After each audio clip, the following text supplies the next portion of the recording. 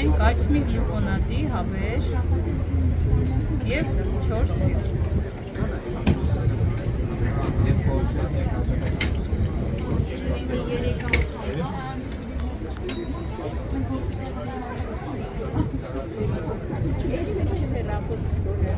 Այս հավերը այրում է տեղի ունենում և ինչից դուրս է գալիս սև փոցը։ Ինչքան է բարձրանալ, փոքրիկ կոցերը և միասին մի ահամուծով մի հատ մեծ օձ է բարձրանալու։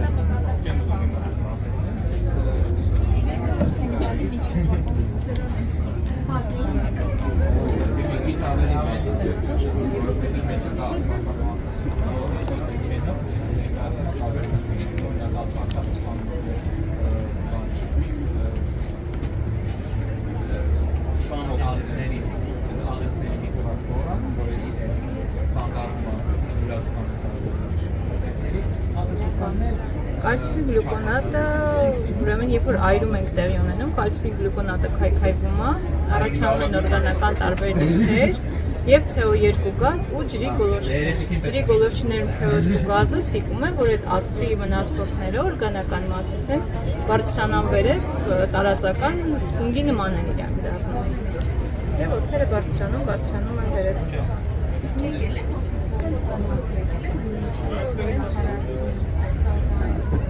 Տնային պայմաններում է կարող եք անել։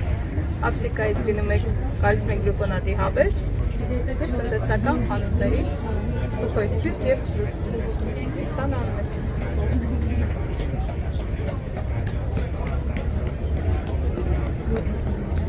Ցերը բարձրանում։ Բայց հեսա կմիավորվեն և մի աստոցում ստանան։ Սա կոչվում է փարավոնի օձ։ Կալցիումի գլյուկոնատի հավերով և 4 սպիրտով։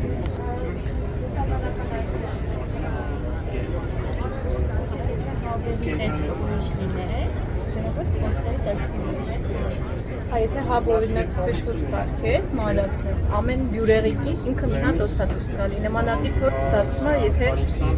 շաքարավազն ու սոդան խառնում եք իրար ու ավազ եք լցնում, վրան սպիրտ եք լցնում, երբ որ սպիրտը վառում եք, տաքությունից սկսում է մանր օձ է դուրս գալ, շաքարավազն ու սոդան իրար հետ հավասար քանակի խառնելով։